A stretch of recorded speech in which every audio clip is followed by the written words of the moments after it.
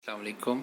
हमारा लेक्चर आज का क्वांटम केमिस्ट्री का श्रोडिंगर वेव इक्वेशन और उसकी एप्लीकेशन पे मुश्तमिल है। श्रोडिंगर वेव इक्वेशन क्या है? श्रोडिंगर कौन था? एक ऑस्ट्रेलियन फिजिसिस्ट जिसने एटम का वेव मैकेनिकल मॉडल डेवलप किया था, जिसके नज़दीक एटम की जो मूवमेंट या इलेक्ट्रॉन की मूवमेंट जो है वो वेव नेचर है। न्यूक्लियस के गिर्द जब इलेक्ट्रॉन मूव करता है तो कहीं जगह पर उसके पाए जाने के चांसेस ज़्यादा होते हैं, कई जगह पे कम होते हैं, कहीं जगह पे ज़्यादा।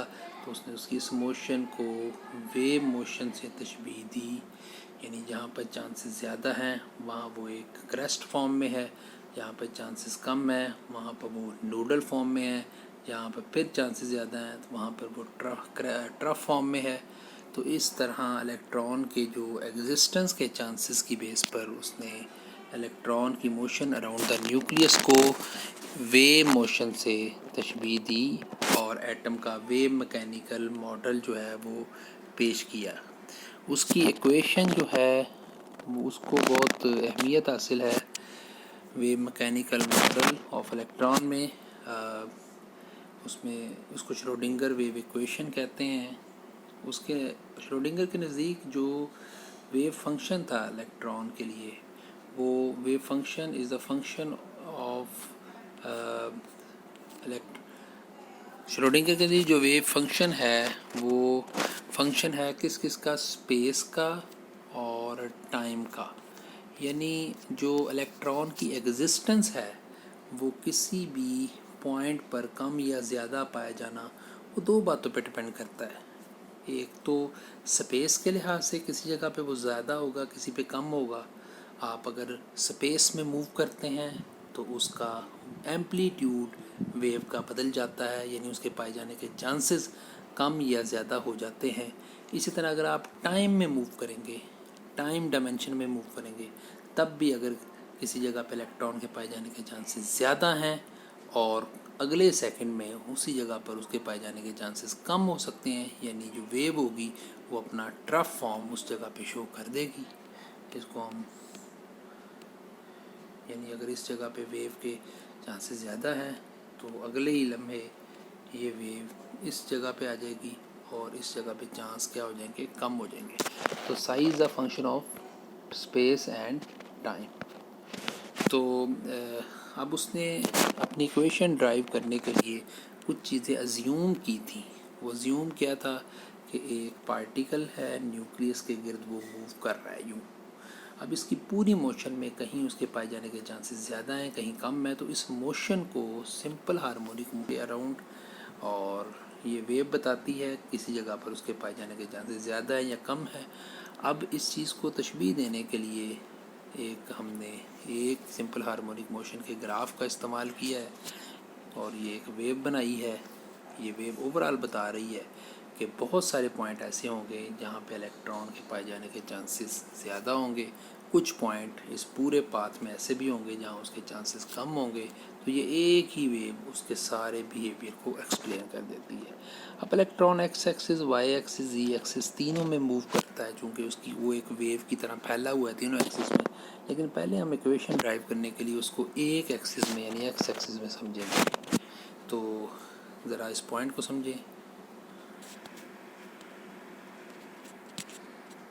कि ये, तो इस मोशन को, इस पूरी सर्कुलर मोशन के दौरान उसके पाए जाने के चांसेस कहीं पे ज़्यादा होंगे या कम होंगे।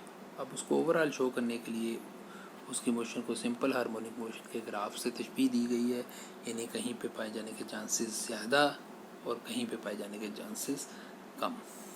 तो जब वो मूव करता है तो वो मूवमेंट के पहले मरहले में वो ओ पॉइंट पे है, उसके बाद वो मूव करता करता इस पॉइंट पे पहुंच गया।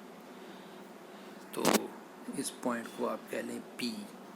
ओ से पी तक पहुंचा है, उसकी एंगुलर वेलोसिटी ओमेगा, और कितना टाइम लगा उसको? टी। तो omega multiply by T is equal to theta. Theta उसका एंगुलर डिस्टेंस है, distance is equal to angular velocity multiply by time. तो थीटा की ये वैल्यू आ गई। अब अगर आप देखें इस एरिए को, तो ये इस हिस्से को देखें, तो जिस जगह पे पहुंचा है, अगर आप वहाँ से राइट एंगल ट्रायंगल बना लें एक, तो वहाँ से राइट एंगल ट्रायंगल बनाकर ये वाली, ये जो बनी हुई है, तो इस राइट एंगल ट्रायंगल का प्रिपेंडिकुलर भी है और हाइपोटेन्यूज भी है। तो प्रिपेंडिकुलर साई के इक्वल है, हाइपोटेन्यूज ए के इक्वल है। ए जो है वो रेडियस है उस सर्कल का जिसमें इलेक्ट्रॉन मूव कर रहा है, और साई क्या है, उसका वेव फंक्शन, यानी सेंट्रल पोजीशन से उसका जो डिस्टेंस जो चेंज होता है। तो अब इस राइट एंगल ट्रायंगल के अंदर साइन थीटा किसके इक्वल आएगा, प्रिपेंडिकुलर ओवर हाइपोटेन्यूज। ये एक आपने ट्रिग्नोमेट्रिक रेशियो बहुत अर्सा पहले भी पढ़ी होगी। तो अगर इस ट्रिग्नोमेट्रिक रेशियो को देखा जाए तो प्रिपेंडिकुलर है, ये पॉइंट पी है, तो पी सी प्रिपेंडिकुलर है और पी बी जो है वो हाइपोटेन्यूज है। तो यहाँ पर ये एक रिलेशन लिखा गया है, आप देख सकते हैं, ये देखें, P C over P B equal to sine theta. तो पी सी किसके इक्वल है, साई के, और पी बी ए के इक्वल है। तो ये इक्वेशन बन गई है हमारे पास। अब यहाँ से psi equal to A sine theta, और थीटा की वैल्यू क्या है, अभी मैंने बताई थी, omega T. Theta angular distance है, ओमेगा एंगुलर वेलोसिटी है, और टाइम जो है उसका product is equal to theta. अब आगे देखें, अब जो ओमेगा है एंगुलर वेलोसिटी, क्योंकि हमने psi equal to A sine theta का था तो ओमेगा टी बोला है। अब यहाँ से हम ओमेगा की वैल्यू लगाते हैं। ओमेगा किसके इक्वल है, एंगुलर वेलोसिटी 2 पाई न्यू के इक्वल है, 2 pi new, new for frequency. कैसे ये बात पता चली, ये बात यहाँ से आती है, ये जो साइड पे उन्होंने एक रिलेशन बनाया है, तो यहाँ से आप देख सकते हैं। तो psi equal to A sine 2 pi nu T, omega की वैल्यू 2 पाई न्यू लगाई हुई है। तो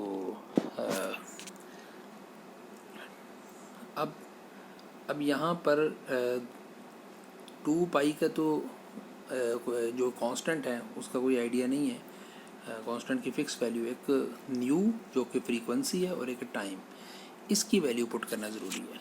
टाइम की वैल्यू हम निकालेंगे, इलेक्ट्रॉन अगर एक्स एक्सिस में जा रहा है और उसका लीनियर डिस्टेंस एक्स है, तो टाइम इज इक्वल टू आएगा डिस्टेंस ओवर वेलोसिटी के।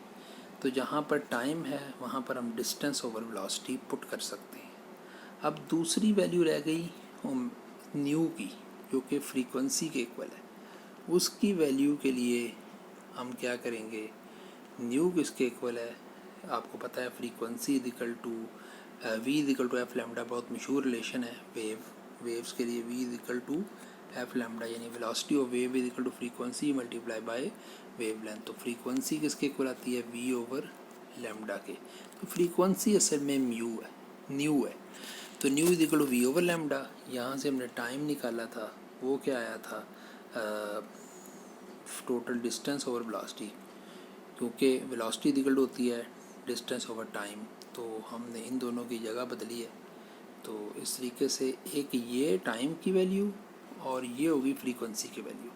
इसको जब इस इक्वेशन में पुट किया जाएगा फ्रीक्वेंसी और टाइम में, तो वी से कैंसिल हो जाएगा, ये वाला वी से कैंसिल हो जाएगा, और हमारे पास जो बचेगी इक्वेशन उसको देखें, वो ये है, वो ये इक्वेशन बन जाती है। क्योंकि जब आप पिछली इक्वेशन में पुट करते हैं psi is equal to A sine 2 pi, nu की वैल्यू पुट करते हैं वी ओवर लेमडा, टाइम की वैल्यू आप पुट करते हैं एक्स ओवर वी, तो वी से कैंसिल, तो psi is equal to A sine 2 pi X over lambda, ये हमारे पास आ गया है। अब जब हम साई को डिफ्रेंशिएट करते हैं, साई को डिफ्रेंशिएट जब हम करते हैं तो क्या रिजल्ट निकलता है, ये देखें। Differentiation D over D x. अब हम याद रखें यहाँ पर हम डिफ्रेंशिएट कर रहे हैं विद रिस्पेक्ट टू एक्स, यानी विद रिस्पेक्ट टू पोजीशन। हम एक लम्हे के लिए फ़र्ज़ करते हैं कि हम इलेक्ट्रॉन के लिए टाइम को रोक देते हैं। ये श्रोडिंगर की जो इक्वेशन हम ड्राइव कर रही हैं ये टाइम इंडिपेंडेंट है, टाइम पे डिपेंड नहीं करती। हम टाइम को रोक देते हैं और उसको स्पेस के लिहाज से डिफ्रेंशिएट करते हैं कि कौन सी थोड़ी थोड़ी स्पेसेस में उसके पाए जाने के चांसेस ज़्यादा हैं, थोड़ी सी स्पेसेस में कम है। जब हम उसको डिफ्रेंशिएट करते हैं तो आपको पता है कि कांस्टेंट पे डिफरेंशिएशन ऑपरेटर नहीं लगता, तो ए जो है वो वैसे का वैसे आ जाता है, जबकि साइन जो है वो कॉस में बदल जाता है। साइन थीटा का डिफरेंशियल होता है कॉस थीटा। अब थीटा यहाँ पर क्या है, एंगल 2πx ओवर लैम्डा। तो अब हम इस पे भी जब डिफरेंशिएशन लगाएंगे तो x ख़त्म हो जाएगा, ठीक है, 2π ओवर लैम्डा बच जाएगा। ये इसका मतलब है मुकम्मल डिफरेंशियल ऑपरेटर लगने के बाद हमारे पास जो चीज़ आई है वो ये है पहली डिफरेंशिएशन के बाद, जिसमें a cos 2πx over lambda है और उसके साथ 2π लैम्डा एंगल की डेरिवेशन है।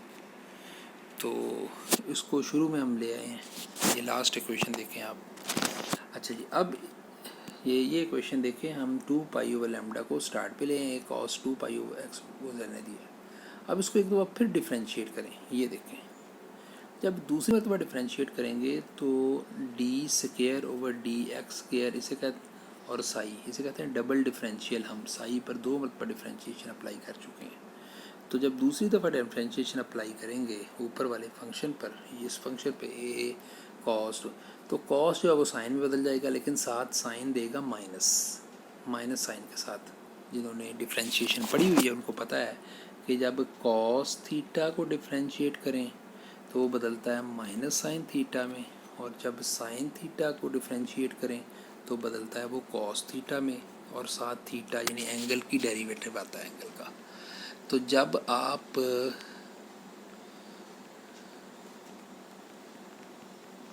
ये देखें, जब आप इसको डिफरेंशिएट कर रहे हैं तो उसके शुरू में लिखा है 2π ओवर लैम्डा, ये वैसे ही आ जाएगा, ठीक है, जबकि ए जो है वो कांस्टेंट वो भी वैसे आ गया। ये देखें अगली इक्वेशन में, जबकि इस सारे का cos 2πx ओवर लैम्डा का डिफरेंशियल जो है वो ये आ गया माइनस साइन, क्योंकि cos ने साइन बदलना है लेकिन माइनस के साथ 2πx ओवर लैम्डा, और 2πx ओवर लैम्डा एंगल का डिफरेंशिएशन वो भी आना है, वो आ गया हमारे पास। ये जिस तरह पीछे हमने cos जो है वो cos के साथ जो एंगल लिखा था उसको डिफरेंशिएट किया था साइंस के साथ जो एंगल लिखा हुआ था।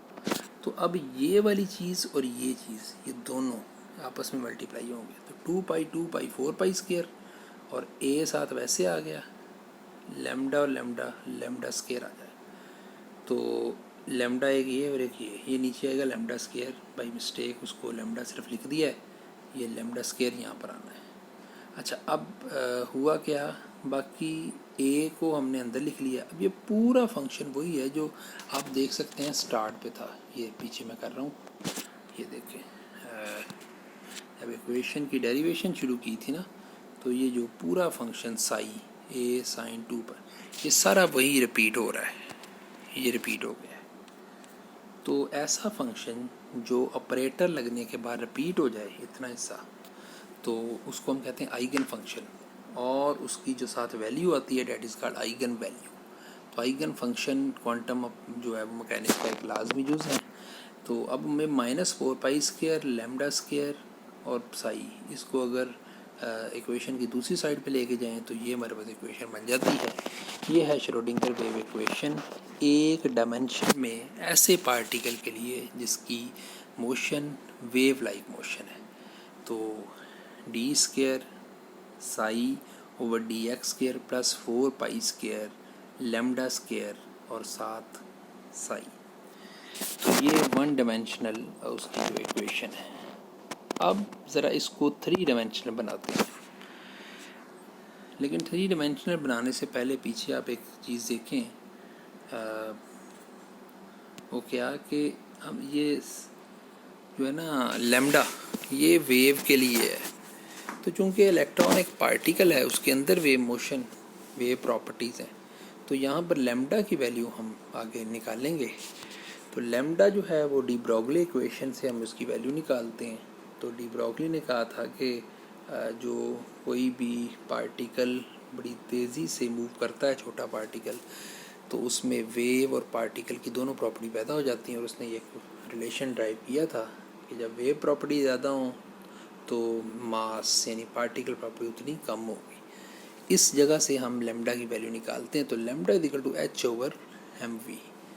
तो जब आप लैम्डा स्क्वायर लेंगे, यानी ये चीज़ इन्होंने अकेला फिर लैम्डा लिख दिया, तो लैम्डा स्क्वायर अगर हम लेंगे तो ये h square m we square m square v square आ जाएगा। यानी फिर आ जाएगा lambda is equal to h square over m square v square आ जाएगा। और अगर आप इसका रेसिप्रोकल लेंगे तो ये आ जाएगा 1 ओवर लैम्डा स्क्वायर, ये जो, और बाकी चीज़ें भी उलट जाएंगी। रेसिप्रोकल लेने से एच के नीचे आ जाएगा, एम स्क्वायर वी स्क्वायर ऊपर चला जाएगा। तो यहाँ आपने लैम्डा स्क्वायर की चूँकि वैल्यू लगानी थी, जब आप पिछली इक्वेशन में जो आपने पीछे ड्राइव की है, ये वाली इक्वेशन, इसमें आप अगर लैम्डा की वैल्यू पुट करें तो हमारे पास आ जाती है ये इक्वेशन जो हमने अभी ड्राइव की है, ये वाली आ गई इन 1 डायमेंशन। अब हम आते हैं एनर्जी। श्रोडिंगर ने एक चीज़ का ख्याल रखा कि जिस तरह क्लासिकल मैकेनिक्स में काइनेटिक एनर्जी और पोटेंशियल एनर्जी का सम कांस्टेंट रहता है प्लस पोटेंशियल एनर्जी, तो total kinetic energy half M we square, potential energy को वी कह लें आप। तो वी को उधर ले जाएं तो हाफ एम वी स्क्वायर किसके इक्वल आएगा, ये देखें, half M we square equal to आएगा ई माइनस वी। और जब आप यहाँ से 2 को भी अगर उठा के दूसरी साइड पे ले जाएं तो 2 मल्टीप्लाई होगा और एम वी स्केयर आ जाएगा 2 इंटू ई माइनस वी। अब अगर वी स्केयर अकेले की वैल्यू निकालना चाहें तो एम को डिवाइड कर देंगे, तो वी स्केयर की वैल्यू आ गई 2 into E minus V over M. अब इस वैल्यू को आप इस जगह पे पुट करें, ये इक्वेशन नज़र आ रही है आपको, इसमें जहाँ वी स्केयर लिखा है वहाँ पर वी स्केयर की वैल्यू पुट करते हैं एनर्जी से,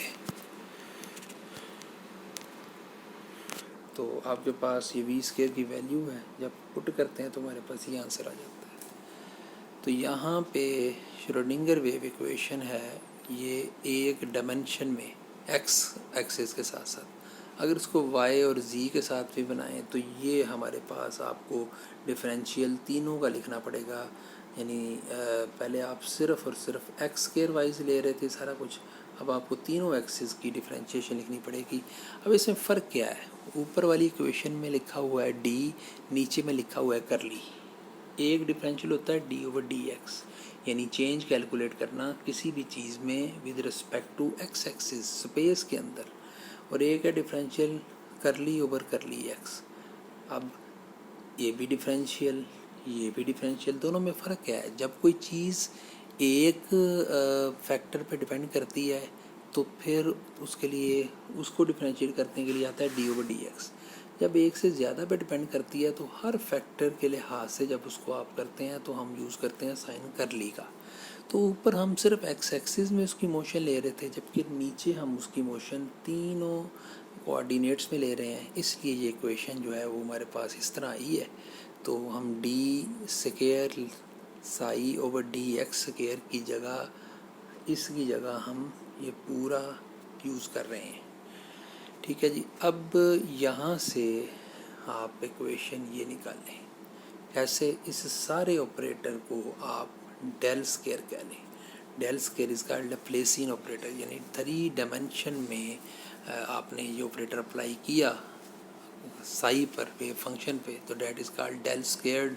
इट इज़ लैप्लेसियन ऑपरेटर जो किसके इक्वल है, curly square over curly x square plus curly square over curly y square plus curly square over curly z square. ये ऑपरेटर 3 डायमेंशन में electron के वजूद को जो है वो मालूम करने के लिए साई उसके वेव फंक्शन पे लगाया जाता है। अब देखें हमारे पास ये इक्वेशन आ गई है, del square psi equal to -8 pi square M over H square into E minus V, और उसके बाद साई। तो यहाँ से हम अगर अगले स्टेप में देखें क्या किया हुआ है, तो अगले स्टेप में इस पूरे फैक्टर को ई से भी मल्टीप्लाई कर दिया है अंदर और वी से भी कर दिया, तो ये हमारे पास दो इक्वेशन आ गई। ई के लिहाज से माइनस आ गई है और ये वी के लिहाज से प्लस हो गई है। अच्छा जी, अब सारी इक्वेशन को H square over 8 square M से मल्टीप्लाई करते हैं। ये इसके साथ मल्टीप्लाई किया, ये ऐसे आ गई। अब इन इसके साथ किया तो ये चीज़ उसके उलट थी। इनके जो इससे मल्टीप्लाई करना है ना, H square over 8 square M से, तो इधर जो है वो इसके रेसिप्रोकल में जो कोफिशिएंट मौजूद है, तो ये उससे कैंसिल हो जाएंगे। यानी नीचे वाली में इक्वेशन में मेरे पास ये रिज़ल्ट आ गया। अब आप यहाँ पर एनर्जी को इस साइड पे ले जाएं और इसको बराबर की इस साइड पे ले जाएं, तो हमारे पास ये रिज़ल्ट आ जाता है।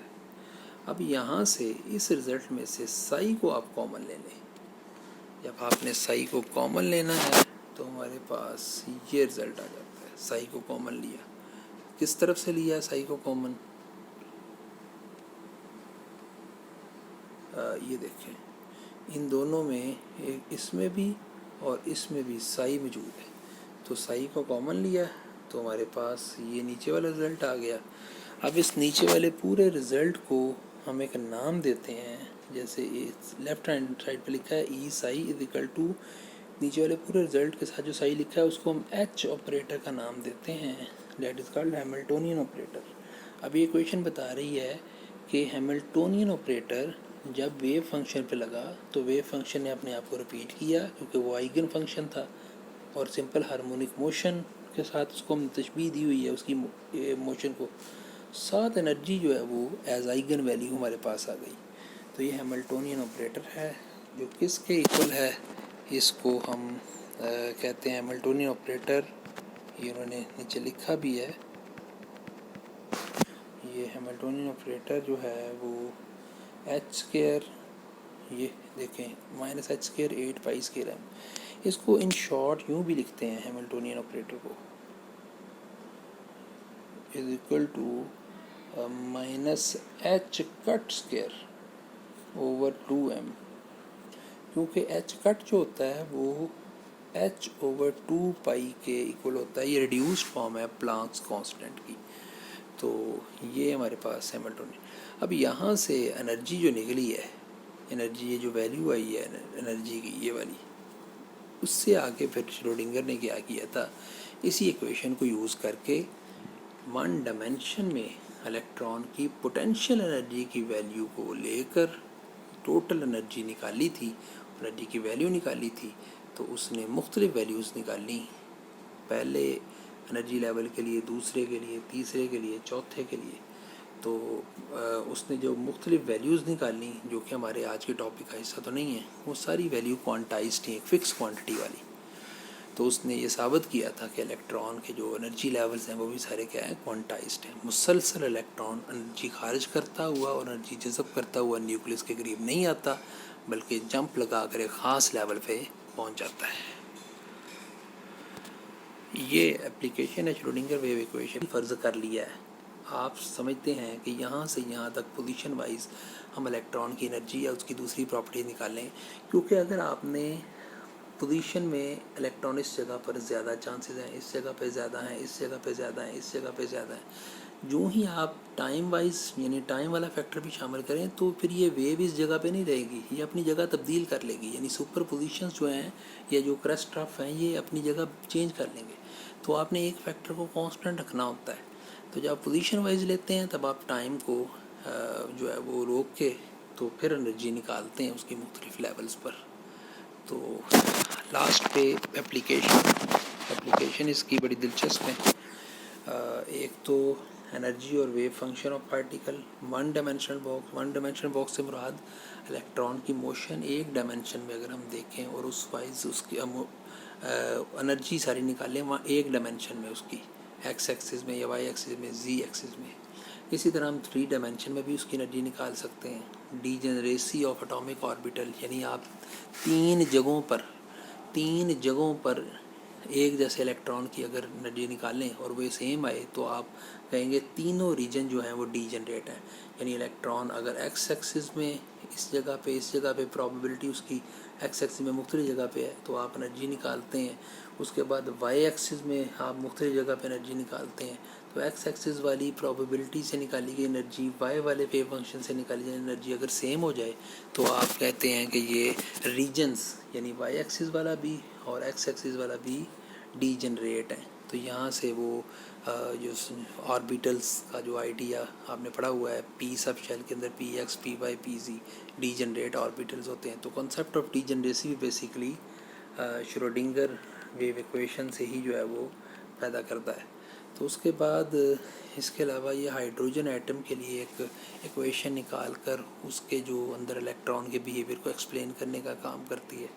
उसके बाद क्वांटम नंबर को ड्राइव किया जा सकता है और एनर्जी ऑफ पाई इलेक्ट्रॉन्स को बेंजीन वगैरह के अंदर उसको निकाला जा सकता है, रेजोनेंस एनर्जी को निकाला जा सकता है। तो ये इसकी सारी एप्लीकेशंस हैं। अच्छा, एक दिलचस्प बात समझ लीजिए, आखिरी बात मैं करके बात को समेटता हूँ कि जो उसने श्रोडिंगर ने वेव इक्वेशन के ज़रिए, ये अभी हमने सिर्फ उसकी इक्वेशन निकाल के देखी है, आगे जो है वो इक्वेशन का जब इस्तेमाल होगा वहाँ से फिर क्वांटम नंबर भी निकलते हैं, वहाँ से जो एनर्जी भी निकलती है। तो जो उसने श्रोडिंगर ने एनर्जी निकाली इलेक्ट्रॉन को वेव समझते हुए, वो एनर्जी वही थी, उसकी वैल्यू वही थी जो बोहर ने इलेक्ट्रॉन को पार्टिकल समझते हुए निकाली थी।